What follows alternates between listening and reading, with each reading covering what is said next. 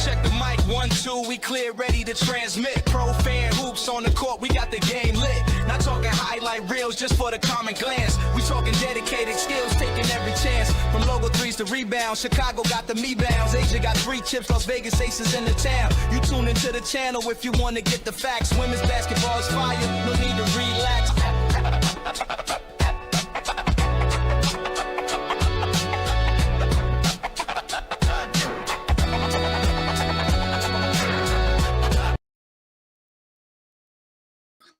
What's going on, y'all? Coach Marcus. This is a Pro Fan Hoops broadcast, but I'm streaming it to Pro Fan Hoops and Pro Fan Talk. Because usually when I get big deals and stuff like that, I try to give a little bit extra. So I figure I'd turn this on both channels. First day of WNBA action. 2 out of 3 ain't bad. Let me say it like that. 2 out of 3 ain't bad. The first couple games I watched, New York and Connecticut, that was not fun. That was a homecoming game. It was just not competitive after the first quarter. New York just blasted Connecticut. Connecticut just looked like they looked horrible. That's the only way to describe it. Connecticut looked god awful. I know it's the first game, but the 160-75 score, it wasn't even that good. You know what I'm saying? It was just, it wasn't even that good. So it was, it was what it was. They need help. Diamond Miller leading you with 16 points. Anisha Morrow, she looked pretty good. 7 of 15 from the floor, 15 points. Brittany Griner, she was okay with 13, and that's pretty much all they get. Haley Van Lith, 4 for 7 from the floor. Haley Van Lith been playing decently since preseason, before they traded her from Chicago. So, or before Chicago cut her, I should say. She had 9 points. She was 4 for 7 from the floor, 1 for 2 from deep. So not bad. They did not have a good night shooting the 3-point. Diamond Miller was 1 for 6. Anissa Morrow was 1 for 5. And really that was it. Gianna Neekins was 1 for 4. She took a nasty fake from Lainey Hamilton in the game, and it was crossed her over something ugly.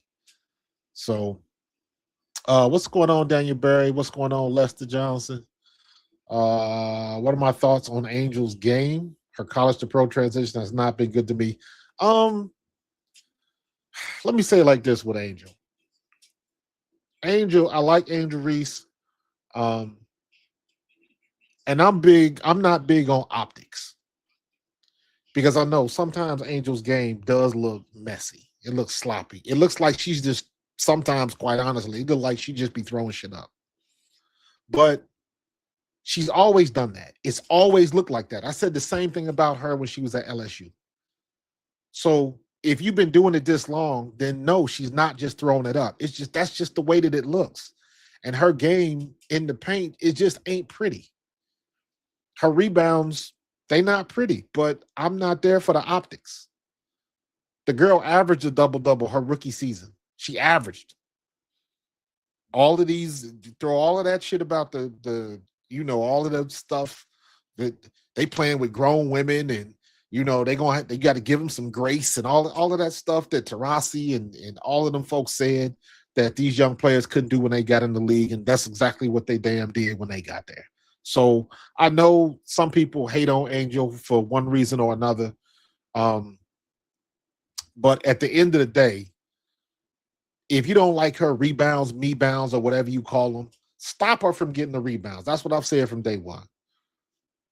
You criticize her because she getting second and third chances and pulling down her own rebounds. And I'm like, there's somebody else on the court standing there watching her. And if you don't like her doing that, then stop her. Because if I'm a coach and I'm watching her get second and third chance rebounds and putting her own shot back up, I'm looking at whoever is guarding her, and I'm looking at her like, what the hell are you doing? And I'm looking at my squad like, why is she getting 2 and 3 other opportunities? Y'all don't know how to box out? Y'all don't know how to position yourselves around the rim? And, She get what she get. She didn't, people talk like she in a vacuum, and I hate that. So she got her double doubles, especially when you're talking about it would be 4, 5, and 6 year vets in the WNBA getting a first double double, and she averaging a double double. So she must be doing something right. If her game does not look up to your standards, I mean that's all a matter of opinion. But at the end of the day, I don't give a damn what it looks like. If she getting a double, if she, I don't think she's going to average a double double this year because you got too many other offensive options on the court. So I just don't think that's going to happen. Um, she's still a good if they let her play her game and just, in my opinion, she need to be the Dennis Rodman, the Ben Wallace of the WNBA because she can pull down everything she gets. She's good at getting position underneath the basket, and she's quick to be 6'3". She's quick. Now I know her jump shot. She got one of them shot put jumpers. I don't think she should be bringing the ball down the court. That's when I think she'd be feeling herself from time to time. But as somebody reminded me one time, she used to be able to dribble really well when she was in high school, and then I guess she went to Maryland and went to LSU, and those skills just diminished. So I don't want to see her dribbling the ball down the court. I don't want to see her shooting threes and all that kind of stuff. Play your role, play down on the post, and be great at it. So I think her game is fine. If her game is getting her average has been averaging her a double double, it is what it is. It ain't. I don't care about optics. Um, so sometimes she does look uncoordinated. I give you that. That's a fair assessment because I also see that on the court.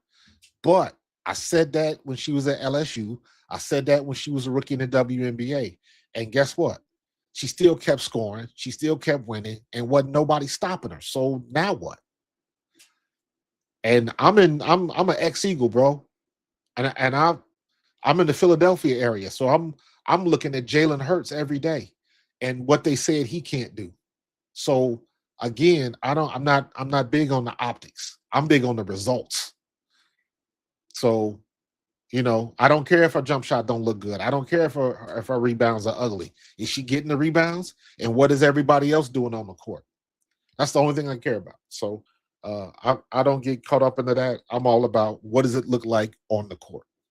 So um, so it is what it is. But um back to this New York game. Yeah, like I said, Haley Van Lith, Gianna Neekins is gonna be pretty good, but yeah, she had her welcome to the W moment today. Um, New York was good. Jonquel Jones was balling pretty good. She had a couple long shots. She had one good three. Brianna Stewart was on fire, 10 to 17 from the floor, although she didn't hit from deep. Um, Johannes, Marine Johannes is probably one of my favorite international players. I liked her last year. That girl can shoot that rock. She was 5 for 9 from deep. She was 5 for 9 from deep, 17 points on the night. So she was doing a damn thing. 5 rebounds, 3 assists, and 3 steals. So Johannes, and of course, Benita Laney Hamilton, she had a good game. 12 points, 4-7 from the floor, um, 2 rebounds, 4 assists, and she did that nasty crossover on Neepkin. So it was a good game. Um, you know, so yeah, the New York is looking good, but that Connecticut just looked god awful. They did look god awful. Then the second game, then I switched from Washington and Toronto. That ended up being a good game. Um, Toronto's going to be okay. Toronto's going to be okay. But the Mystics look good. Sonia Citron is becoming one of my favorite players. Every time she's on the court, she's smooth. She knows what she's doing. Kiki Iriafen, all she needs to do is just keep doing what she's doing. She's becoming a quiet force in the W. Um, She had a double-double tonight, 12 points, 16 rebounds. 16 rebounds and a block. Shakira Austin. Now you got double trouble down there. You got Twin Towers down there. Shakira Austin, 18 points, 11 rebounds. So you had two of your bigs with a double-double. And they both played 28 minutes. So they was on the court at the same time. So they was dominating in the paint, defensively in any case. 2 assists, 2 steals, 2 blocks. Shakira Austin was on one tonight. Sonia Citron, like I said, Sonia Citron is just smooth. That's her nickname. That's what I call her, Sonia Smooth Citron. Because that girl, 26 points, 9 for 12 from the floor, 3 for 6 from deep. Missed a couple free throws, 2 rebounds, 2 steals, and 2 blocks. Sonia Citron is just smooth, man. She's smooth. Georgia Amore, I got to give her some time because Georgia Amore got game. But she was out all last year with injuries. But I want to see more of her. More of her is coming. But she played 20 minutes, got 6 points. Didn't shoot very well, 2 of 9 from the floor. But give her some time. She'll get it together. But people forgot how good she was in college. So Georgia Amore, I'm looking for some more from her. And that was pretty much all you got from Washington. Toronto, Niara Sabally with 8 points. Tammy Fack-Bentley, one of my favorite players. Brittany Sykes had a good game. 28 minutes, 14 points. She ain't shoot very well, though. 4 from 18 from the floor. She was firing up some shots. She didn't shoot very well. She hit 14 points. Marina Mabry still hot, but damn, she was 6 of 18. So between Brittany Sykes and Marina Mabry, they are throwing up a lot of shots. 6 of 18 from the floor, 3 of 9 from deep. Kiki Rice, 18 minutes, no points. Kia Nurse, 2 points. And also, I meant to say this about Washington. Lauren Betts did not look good tonight. Lauren Betts, 12 minutes, no points, 0 for 4 in the paint. She didn't look I don't know if she was out of sorts, if she was just nervous with jitters and all that type of stuff, but she looked horrible tonight. And I'm expecting a lot of her. Once she get her feet wet and get comfortable, between Kiki, Shakira, and Lauren Betts, they got a downtown high-rise apartments down there, man. They got 3 bigs that can play. I know Lauren Betts is athletic. She just gotta get comfortable and settle down. This was her first game. I'm sure it's probably some jitters, but she did not look good tonight, missing all 4 of them shots in the paint. So, but again, give it a couple games. She'll finally get her feet wet. Things will slow down for her. But with those 3, I'm expecting the Mystics got a squad, man. Sonia Citron leading the charge. She's running the offense. She's just smooth. She's calm. She knows what to do. She can put everybody in the right situations, man. I like Sonia Citron, and I like what they're doing with the Mystics. They're gonna win some games this year. They're gonna win some games this year. So, and right now the last game is on. Golden State and Seattle. It's actually a pretty decent game. It was. Golden State is pulling away 69-53. You got less than a minute left in the third. So Flau'jae has been okay, but she's been aggressive. Right now she's got 9 points. She's only 3 of 11 from the floor. She's hit 3 threes. So everything's coming from deep. She's got an assist, a steal, and 1 rebound. So she's doing what she got to do. She ain't scared, though.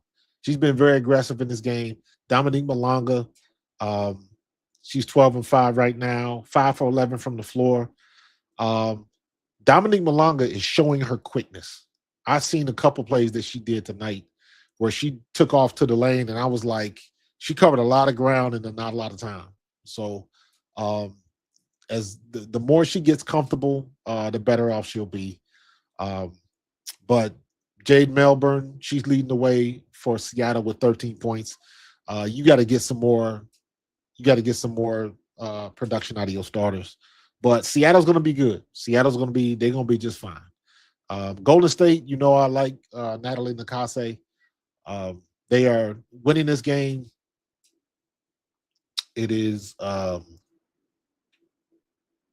yeah, they're pretty much taking control of this. Kayla Thornton, 13 points. Veronica Burton with 16 points, 5 of 12 from the floor. She's doing the damn thing. Xander Lassini, every time Xander Lassini is reminding me of how Lexi Hall was. She don't get a lot of looks, but when she get in and she get her hands on the ball, she makes things happen. So, and Janelle Salon, she's another one of my favorite international players. Um, yeah, they just look good. 9 points. And again, Natalie Nakase, I like her as a coach. I like what she does. She knows what she's doing. She's comfortable um, with her squad, and she's got them paying dividends. So everything is looking good, man. Indiana plays tomorrow. All the other games are tomorrow. Let's take a look at the schedule. So tomorrow we got Indiana plays at 1, right? Um, Dallas at Indiana, that's at 1. Phoenix at Las Vegas, that's at 3:30. Atlanta at Minnesota, that's at 8. That'll be a good game to watch because that's prime time. But what channel is it on? I don't even think it's on TV. Why wouldn't they have Atlanta? Anyways, Chicago at Portland. I'm very interested in seeing Chicago play because I think Chicago got a squad now. Very interested to see Rickea Jackson and Skylar Murray. Skylar Diggins. I said Skylar Murray. Damn. I want to see Skylar because Skylar still got some gas in the tank. And yeah, I want to see Rickea Jackson got buried on the bench in LA.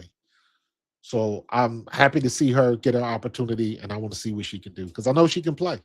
She was balling at Tennessee, so I know she can play.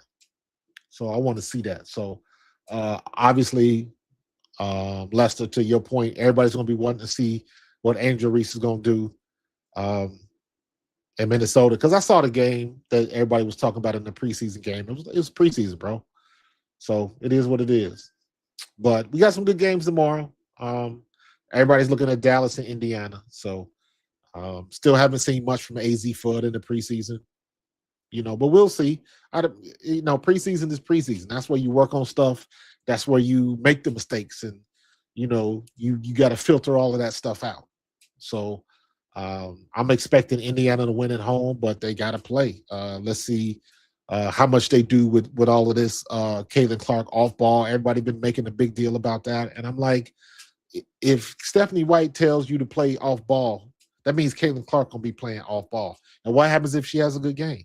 But in my opinion, and I'm saying this as an Indiana Fever fan, as a Caitlin Clark fan, it don't matter if she play off ball or not. At the end of the day, if you hit your shots, it ain't gonna matter where you play. They can play you at center. If you hit your shots, that's the only thing that matters. So if she can get in the groove and get warm, get her feet underneath her, and get her stroke together where she's hitting them logo threes and all of that kind of stuff, she'll be fine. I hope what she did, the last 2 seasons and even last year before she got hurt, she has a tendency to want to hit the threes early.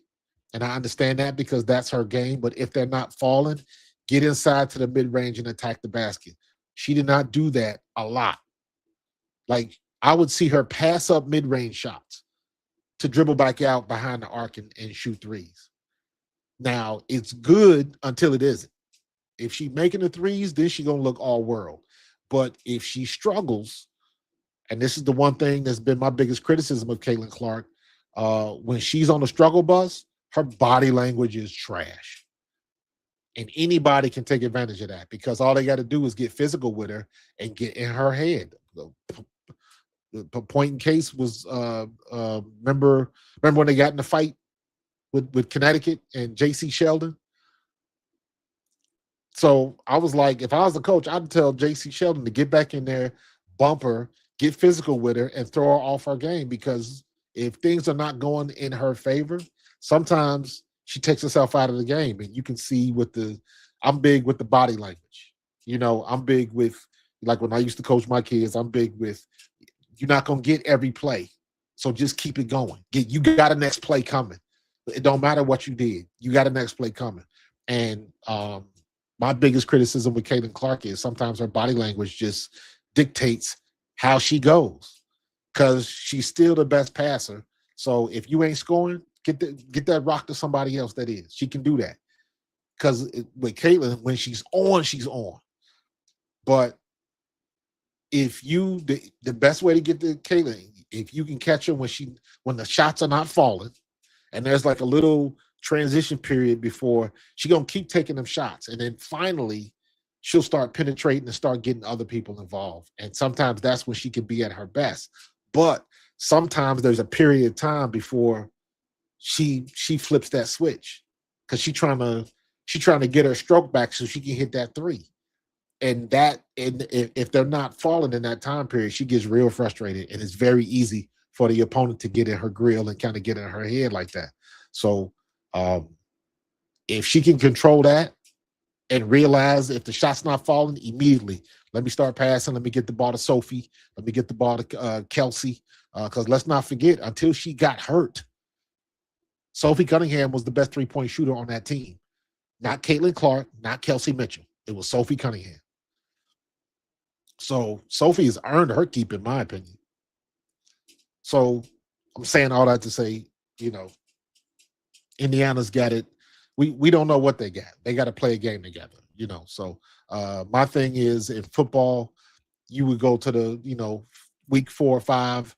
Obviously, they're going to be playing a little bit faster than that. So I'm saying, can we at least get the game 6 before we pass any type of judgment on the team, on the coach, what they doing, what offenses they running, who's playing well, who's not. Let's give it at least 5 or 6 games. Let's let them get their feet wet. Let's let them get a rhythm. Let's let them figure out what offenses is working and what isn't. All of this hoopla about playing off ball, all of this comes down to, is Caitlin Clark making shots? If she's making shots, ain't nobody going to say a damn thing about playing off ball. If she's missing shots, everybody going to start complaining about it. It is what it is. So my thing is, as much as I like Caitlin Clark, if you are as good as everybody thinks you are, it don't matter where you play. That's how I feel about it. So good games tomorrow. Dallas at Indiana's at 1 p.m. Phoenix at Las Vegas at 3:30. Atlanta at Minnesota at 8. And Chicago at Portland at 9. So want to see Portland play. And Chicago play. So, good lineup. Good first weekend at WNBA action, man. Good lineup. Good mix-up. What's up, Can You Relate? Good opening day. Absolutely. Definitely a good opening day. Yeah, man. Coaches do and change stuff up all the time, man. This ain't no different. People just like the whole Caitlin Clark onslaught of people when she's not. Now, I will say this. It seems to me that the WNBA is making a concerted effort to push the other players. And that's okay. But just go with your moneymaker. Lead with your moneymaker and bring everybody else in. There's enough room at the table for everybody to eat. There's enough room at the table for everybody to eat. Everybody ain't got to be on all the billboards. Go with what got you there. Just like when in the 80s, when Michael Jordan happened, Michael Jordan was everywhere. The NBA wasn't stupid. They knew where the money was coming in, and they pushed it. And WNBA, stop trying to play fair and stop trying to appease everybody else. Go with the moneymaker. Go with the moneymaker. So there's been a few ads that I've seen in promotions that I've seen, and I'm like, ugh. Now, the stuff that everybody's crashing out about is the lists. Who's the top 5? If somebody was to start a franchise, who would they do? And Caitlin Clark was in 3rd place. And I'm like, man, all of that shit is subjective. But at the end of the day, if you asking the question, if I'm starting a franchise, I'm still starting with Caitlin Clark. Because it's not about who's the best player in the world. Asia Wilson is the best player, point, period, end of paragraph. Full stop. Asia Wilson is the best player in the WNBA for the past 5 years. Full stop. However, comma, the most popular player and the player that's bringing the most attention is Caitlin Clark. She's putting the butts in seats. She's getting endorsement deals. She's bringing in TV revenue, all of that type of stuff. Because for whatever reason, and I've been saying this since day one, for whatever reason, she's got the recipe. She was the it that everybody wanted to see. I don't know why. She didn't win in college. She didn't win a national championship. She went to the national championship twice and 0 for 2. She lost to LSU and then she lost to the undefeated South Carolina Gamecocks. So that's not it. But for whatever reason, that girl had the recipe. It ain't racist. It ain't this, that, or the third. Because everybody want to throw race into it. And I'm like, y'all ain't never heard of Diana Taurasi? Y'all ain't never heard of Sue Bird? Y'all ain't never heard of El Del Don? Y'all ain't never heard of all these other great white players that came out? They just didn't have a recipe. Why is it her? Why is it the girl from Iowa? Why wasn't it Angel Reese from LSU? Why wasn't it somebody else? For whatever reason, she had that recipe. I don't know why. Everything, it just clicked with her for some reason. Ride the wave. Cash the checks. That's all you got to do. The cream is going to rise to the top anyways. So now that they got all of that stuff out of the way and people can stop crashing out over what list she on and how come she not in the top 5, it don't matter. It don't matter whether you like her or not. That's the one thing I love about football. That's the one thing. This is why my perspective is so different. Because I played at the highest level, played in the NFL, and I say it every year. All of these lists and who's the top 5 and who's your favorite player and which player are you going to start a franchise with? And they made such a big deal where this girl sat on this list. And I'm like, that shit does not matter whatsoever. And what they're trying to do is they're trying to push the narrative with everybody else for some reason. And I don't get it. But hey, y'all do you. It's y'all money you're wasting. But at the end of the day, my perspective is I don't care who you are, what you do. It's going to play itself out on the court, on the field, on the diamond, on the ice, wherever you are. It's going to play itself out on the field. That's the only thing you got to worry about. That's it. So I don't give a damn if you like or dislike Caitlin Clark. I don't care if you're an Angel Reese hater. I don't care about none of that because it is going to play itself out. In about 3 or 4 weeks, we're going to reevaluate this conversation and we're going to look at like Caitlin Clark, how's she shooting? Is she still turning the ball over at, averaging 5.5 turnovers a game? Did she get better at that? Like, we got to see all of these other things. You know what I'm saying? So we got to see what they're going to do on the court. That's the only thing that matters. All of this superficial stuff, preseason, before, lists, top 5s, who you going to start your franchise with, all of that stuff is irrelevant. Nobody cares. Nobody cares. It's irrelevant. Now it matters. Sitting there watching the game. It is 76-61. Golden State's pretty much got this in control. But now that the season has started, that's the only thing that matters because tape don't lie. I don't care what sport you play. Tape does not lie. Stats do. Numbers don't lie, but they do deceive. So if you see somebody with 16 points, but the other team's starters were out or, they got mop-up duty, the numbers can look like anything if you don't have context. Tape don't lie. So I'm somebody that watches tape, and I will call it like I see it. I'm a huge Indiana Fever fan. Y'all know I love Kelsey Mitchell. I love Caitlin Clark, but if Caitlin Clark looks like some bullshit on the court, I'm going to call her out for it. If Angel Reese looks like some bullshit on the court, I'm going to call her out for it. If Flau'jae ain't getting it done, although I will say Flau'jae has been looking pretty good the first game in Seattle, all I'm saying is I don't care if you love or hate a particular person. If they are balling on the court, they balling on the court. I want to see Kennedy Carter break ankles all year. That's what I want to see. I want to see her break ankles. and just go to work. But we'll see. Season has started, and now we're about to get into it. That's the only thing that matters. That's the only thing that matters. Is Asia the most marketable player in the W? I saw that today. No. She's one of, but is she the most? No. Caitlin Clark is still the most marketable player. That's why she got all of these damn endorsements. But here's the thing, and I said this when she came out her rookie year. She can't make all the damn commercials. So get in where you fit in. Get the spillover and make your money. She's one of the top marketable players in the W. Asia Wilson is, because she is the best player in the league. And she got 3 championships and everything that comes with that. But the league is not established yet, and their star is Caitlin Clark. She's the most recognizable name. Caitlin Clark has broken the threshold.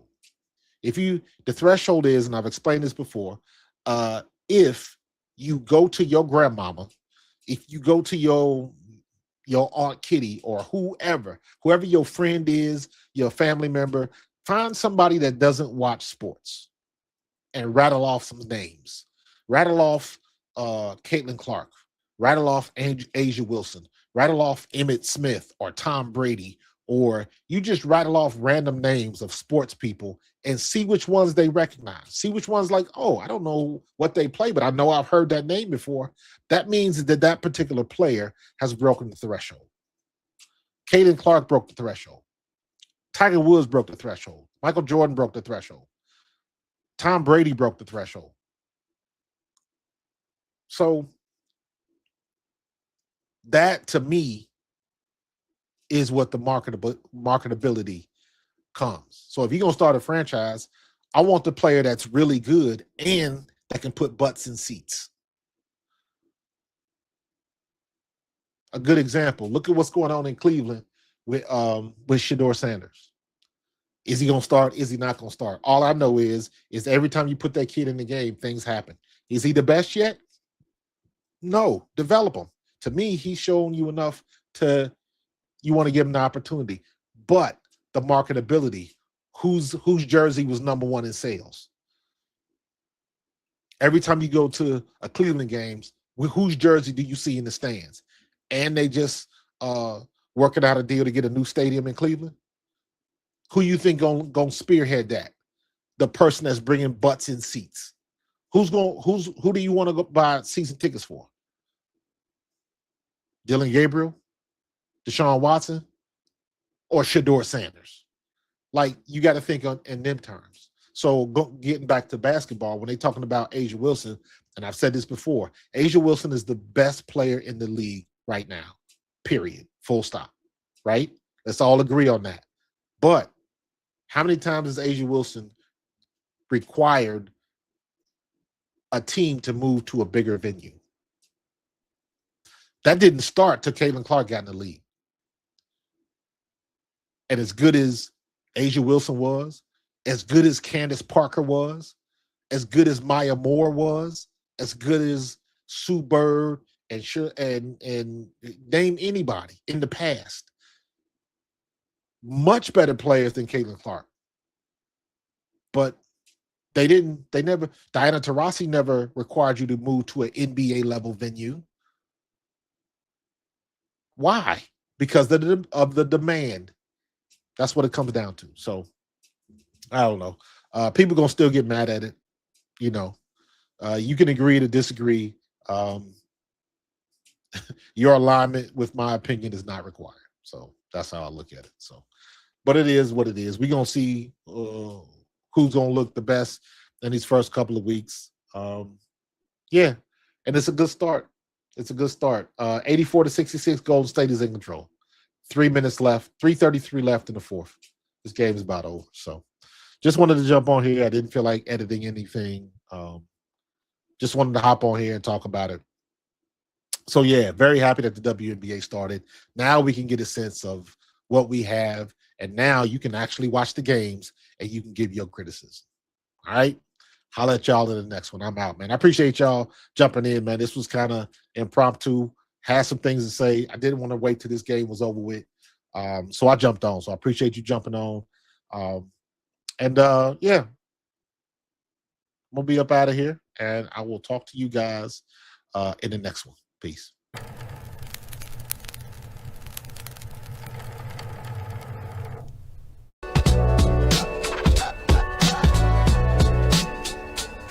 Hey, yo, you check the mic, 1, 2, we clear, ready to transmit. Pro fan hoops on the court, we got the game lit. Not talking highlight reels just for the common glance. We talking dedicated skills, taking every chance. From logo threes to rebounds, Chicago got the me-bounds. Asia got 3 chips, Las Vegas aces in the town. You tune into the channel if you want to get the facts. Women's basketball is fire, no need to relax.